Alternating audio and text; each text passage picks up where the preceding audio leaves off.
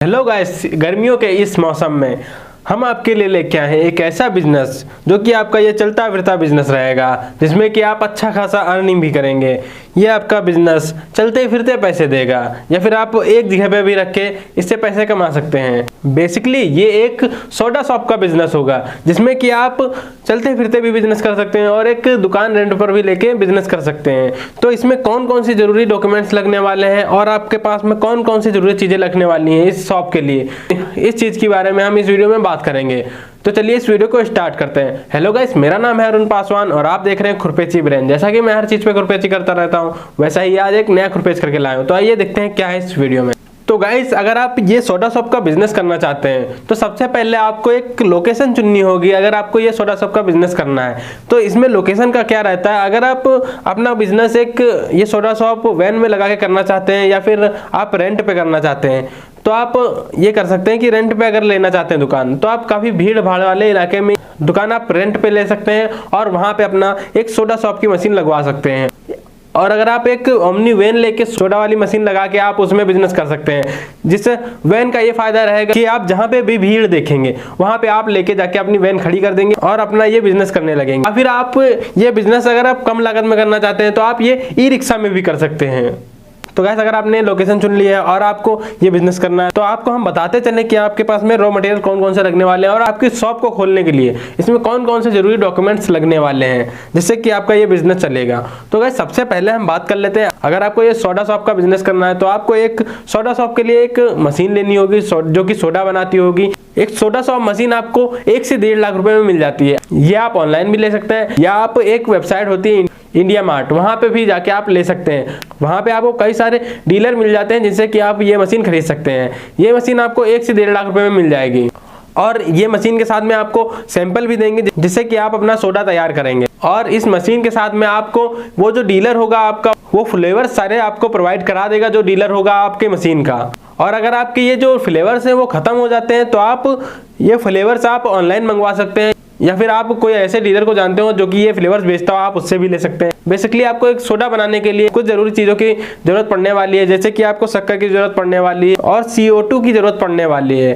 और पानी की जरूरत पड़ने वाली है। पानी आपका घर पर मिल जाएगा, CO2 आपको भरवाना पड़ेगा, फ्लेवर आपको बाहर से लाने पड़ेगा। CO2 आपको अपने एरिया में ना मिले तो आप बाहर से भी मंगवा सकते हैं और ये सोडा शॉप का बिजनेस अपना स्टार्ट कर सकते हैं। तो गाइस, अब हम बात कर लेते हैं, अगर आप ये बिजनेस करना चाहते हैं तो आपको इस बिजनेस को करने के लिए कौन कौन से डॉक्यूमेंट्स की जरूरत पड़ने वाली है। तो गाइस, आप एक फूड का बिजनेस कर रहे हैं तो खाने पीने वाली चीजों के लिए यहाँ पे इंडिया में फसाई का रजिस्ट्रेशन लगता है। ये आपको बेसिकली 100 रुपए में करवाना होगा। 100 रुपए का हो जाता है एक रजिस्ट्रेशन। अगर आपका साल का टर्नओवर 12 लाख से ऊपर जाता है तो आपको इसका लाइसेंस लेना पड़ेगा, वरना आप एक रजिस्ट्रेशन से भी काम चला सकते हैं। और अगर आप एक वैन से ये बिजनेस करना चाहते हैं तो वैन के सारे लाइसेंस पूरे कंप्लीट होने चाहिए और आपका लाइसेंस यहाँ पे होना चाहिए। और अगर आप एक ई रिक्शा में स्टार्ट करना चाहते हैं तो आपके ई रिक्शा के सारे डॉक्यूमेंट्स होने चाहिए आपके पास में, और आपका ये फसाई का रजिस्ट्रेशन जरूर से जरूर होना चाहिए। तो गाइस, अब हम बात कर लेते हैं, अगर आप ये बिजनेस कर रहे हैं तो आपके इसमें अर्निंग कितनी होगी और आपका इसमें इन्वेस्टमेंट कितना होने वाला है।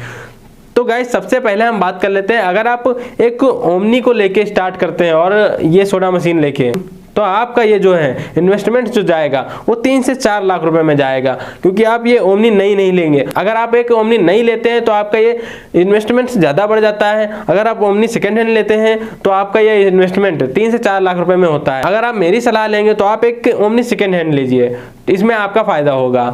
अगर आप एक ओमनी नहीं लेंगे तो आपका उसमें ज़्यादा इन्वेस्टमेंट होगा। और अगर आप एक स्टेबल जगह पे ये बिजनेस करना चाहते हैं तो आप लोकेशन अच्छी चुनिएगा और एक रेंट पे शॉप लीजिएगा, जिसका रेंट आपका 12 से 13 हज़ार रुपये जाएगा अगर आप बड़े एरिया में ये दुकान लेते हैं। तो अगर आप छोटे से एरिया में ये शॉप लेते हैं तो आपका ये रेंट कम होगा। और अगर आप एक स्टेबल शॉप चुन रहे हैं तो वहाँ पे ये जरूर पता कर लीजिएगा कि इलेक्ट्रिसिटी की सुविधा है कि नहीं है। वहाँ पे इलेक्ट्रिसिटी की सुविधा होनी जरूरी है अगर आप ये सोडा शॉप का बिजनेस कर रहे हैं।